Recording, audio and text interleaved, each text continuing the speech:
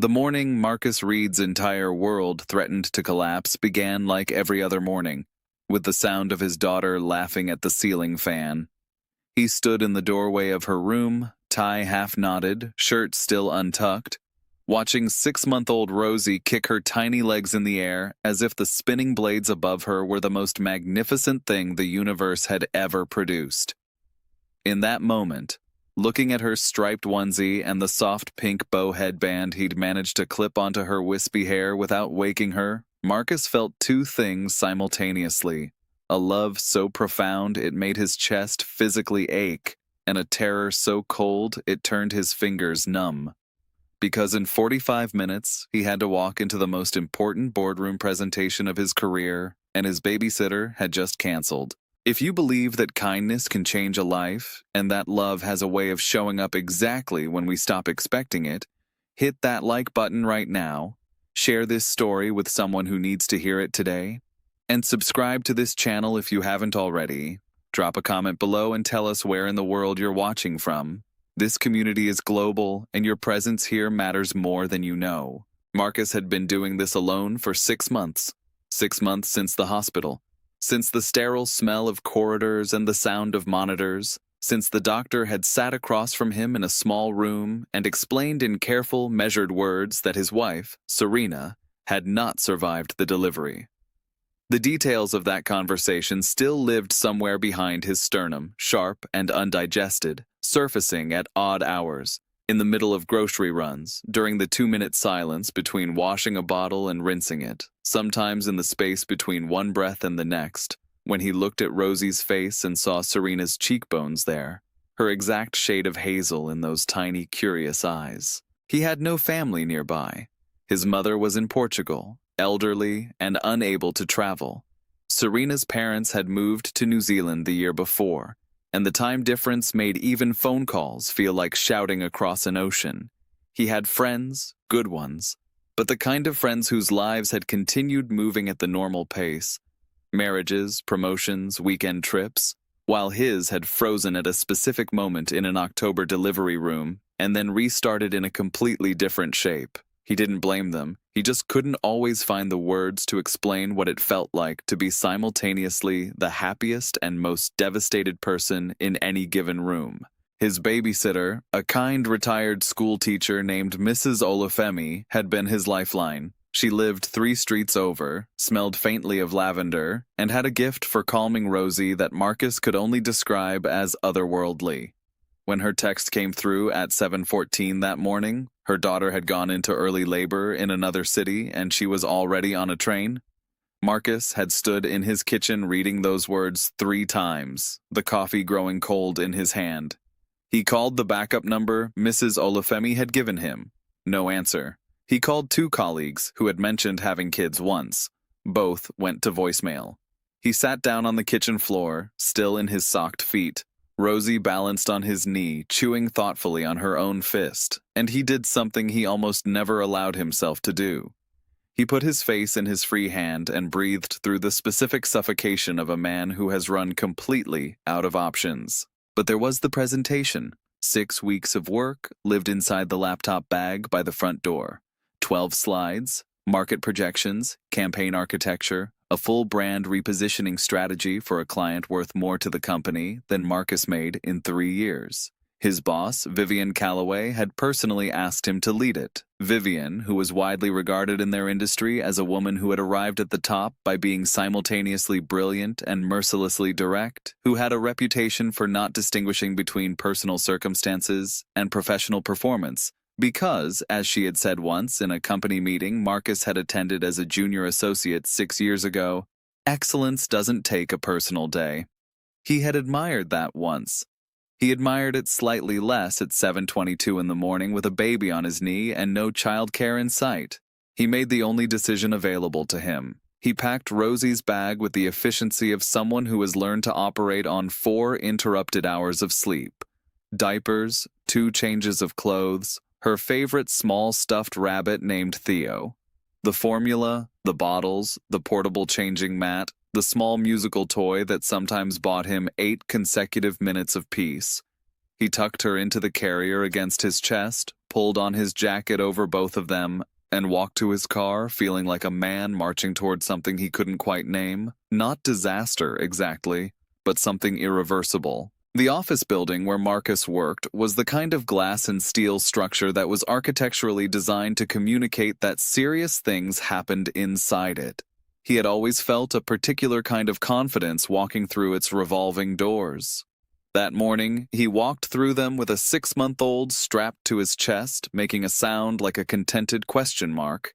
And the security guard at the front desk, a man named Terrence who had worked there for 12 years and had seen many things, looked up, looked at Rosie, looked back at Marcus, and said nothing at all except, "Morning, Mr. Reed," with the particular dignity of a person choosing kindness over commentary.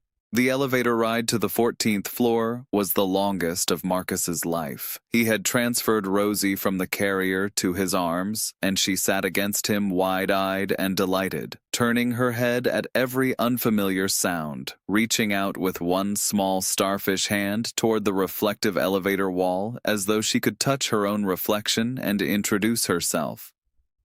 A colleague named Priya stepped in at the 4th floor, stopped completely, looked at Rosie, and then looked at Marcus with an expression that moved through surprise, compassion, and careful professionalism in approximately 2 seconds. She said simply that Rosie was beautiful, and Marcus said thank you, and neither of them mentioned the presentation that was now 40 minutes away. He had a plan, of a sort. He would set Rosie up in his office with her toys and the musical rabbit and hope, with the specific, desperate hope of a man who has learned that hope is sometimes all that's available, that she would sleep through the 1 hour it would take to deliver the presentation. He was still holding on to this plan when he turned the corner toward his office and found Vivian Calloway already standing in the hallway outside it. Vivian was 51, impeccably dressed in the way that suggested she had not arrived at her appearance accidentally, and she had the kind of stillness about her that made people straighten unconsciously in her presence. She was reading something on her phone when she looked up and saw Marcus walking toward her with a baby in his arms and a diaper bag over one shoulder, and the series of emotions that crossed her face were so rapid and so genuine that Marcus, who had been preparing himself for a professional reckoning, felt momentarily disoriented. He watched her composure shift in a way he had never seen it shift in 6 years of working beneath her. She put her phone in her pocket. She looked at Rosie, and something in her face, something she perhaps didn't even realize was happening, simply opened. He told her everything in the hallway, standing there with Rosie balanced on his hip, making small, exploratory sounds. He told her about Mrs. Olufemi's daughter, about the unanswered calls, about the kitchen floor moment he had not planned to share with anyone, let alone his boss. He told her he had the presentation ready, that he was completely prepared, that he only needed somewhere for Rosie to be for 1 hour, and he had not been able to figure out where that somewhere was. He heard himself speaking in the measured, controlled tone of a man holding himself very carefully together, and he watched Vivian listen in a way that felt different from the way she usually listened in professional contexts. Without the slight forward lean of someone waiting to solve the problem efficiently, but with a quality of stillness he couldn't quite categorize. When he finished, Vivian Calloway did something Marcus had not anticipated. She held out her arms and asked if she could hold Rosie while he set up the conference room. He stood there for a moment longer than was perhaps natural. In 6 months, the only people who had held Rosie were Mrs. Olufemi, Priya briefly once in a parking lot, and a nurse at the 6-week checkup. He had become, without fully realizing it, the kind of person who held on tightly to the things he had left. But something in Vivian's expression, not professional, not performed, something genuine and slightly unguarded, made him shift Rosie forward. And Rosie, who had a personality that was already forming itself into something sociable and fearless, looked at this new face and immediately grabbed Vivian's pearl necklace with both hands. The presentation went better than any rehearsal had. Marcus stood at the front of the room with 12 people seated around the table. The projector clean and bright, his voice steady, and something that might have been adrenaline or might have been the particular clarity that sometimes arrives after you have run completely out of options and discovered you can still function. He was 20 minutes in, moving through the third segment of the brand architecture, when the conference room door opened quietly and Vivian stepped in. She was carrying Rosie. Rosie, dressed in her striped onesie and her pink bow, was facing outward in Vivian's arms, looking around the conference room with the wide-eyed, democratic curiosity of someone who has not yet learned to find boardrooms intimidating. Several people at the table looked up. One of the senior partners, a man named Graham, who had worked in the industry for 30 years and had the particular weathered calm of someone who had outlasted most surprises, looked at the baby and then at Marcus and made a very small sound that might have been a laugh, suppressed into something more appropriate for the setting. Marcus kept going, because there was nothing else to do, because the presentation was right there in his hands and his daughter was right there in the room and the work was good. He knew it was good, and he had made it through 6 months of things being simultaneously terrible and beautiful, and he was not going to stop now. He finished all 12 slides. He answered 4 questions.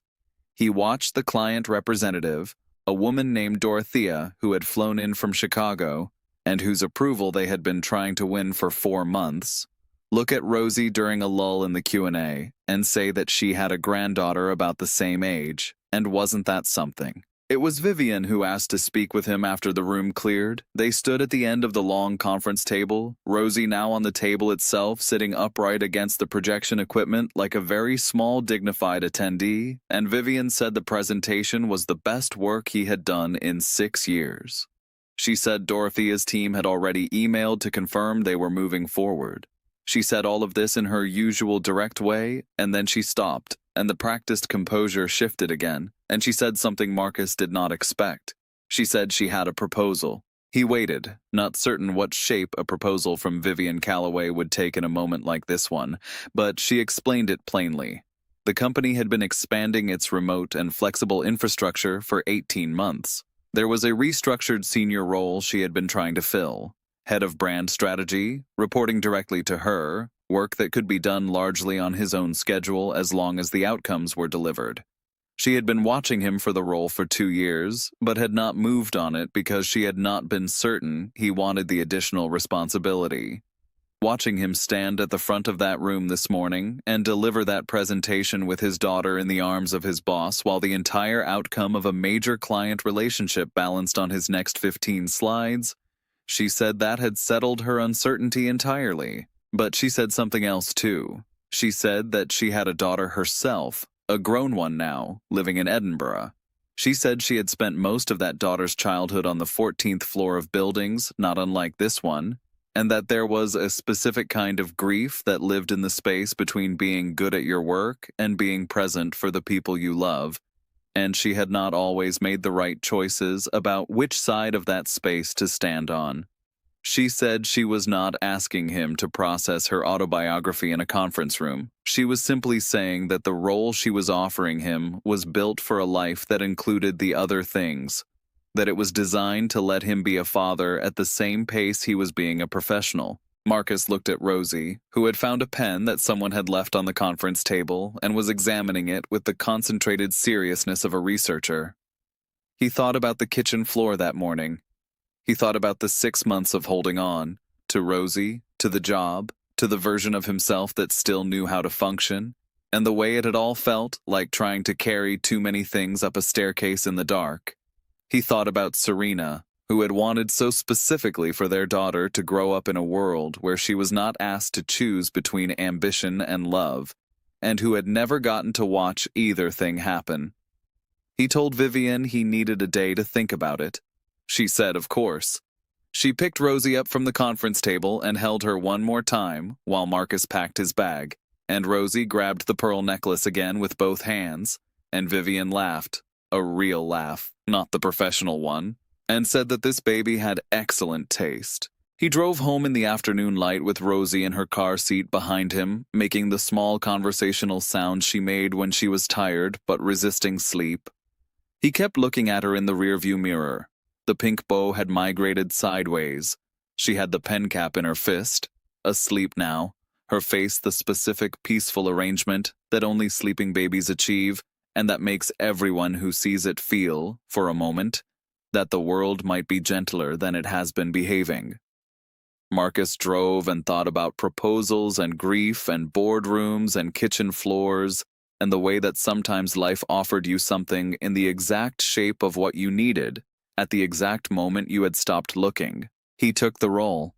He called Vivienne the next morning before Rosie woke up, standing at the kitchen window with his coffee actually warm this time. He said yes, and Vivienne said good, and that was the beginning of something that looked different from everything that had come before, but was recognizably, undeniably a life. There is something that nobody tells you about surviving the unsurvivable thing, which is that you don't survive it and then return to the person you were before it. You survive it and become someone new, someone shaped by the weight you carried, someone whose hands are slightly different from the hands you had before. Marcus learned this slowly in the months that followed. He learned it on mornings when he could work from the floor while Rosie practiced sitting up beside him. He learned it in the video calls with his mother in Portugal, who watched her granddaughter on a screen and cried in the particular way of people who love across distances. He learned it when Mrs. Olufemi returned and cried herself when she saw how much Rosie had grown, and when Priya brought food to his apartment 3 Saturdays in a row because she said she wanted to and left before he could argue. He learned it too in small increments, watching Vivienne Calloway become something she had not been in his professional life before. Not a softer version of herself, because she remained exactly as direct and exacting as she had always been, but a fuller version, the one that had always existed behind the composure, and that occasionally looked at Rosie during the times Marcus brought her in and showed itself openly. Vivienne was not Serena. Nothing was Serena, and Marcus had stopped asking the world to fill that shape. But there was kindness in unexpected places, and there was support in unexpected forms, and there was his daughter, growing daily into someone with opinions and laughter and a particular ferocious love for ceiling fans. And that was the center of everything, the thing around which all the other things organized themselves. If this story reached something in you today, if you felt it somewhere real, please take a moment to like this video, share it with someone who is carrying something heavy right now, and leave a comment below. Your engagement is what allows stories like this one to keep finding the people who need them. Before we go, drop a comment with just one word that describes how this story made you feel. One word. We read every single one. There is a specific kind of courage that doesn't announce itself, that doesn't stand in the light and ask to be seen. It moves through ordinary mornings and impossible logistics and kitchen floors and boardroom presentations and the rearview mirror glimpse of a sleeping baby with a pen cap in her fist. It is the courage of continuing, of showing up with everything you have, even when what you have is less than you thought you needed, of letting someone hold your daughter while you deliver the 12 slides that might change everything. Marcus Reed didn't know he was brave. He was just a father trying to make it to the end of the day, and some days that is the bravest thing there is.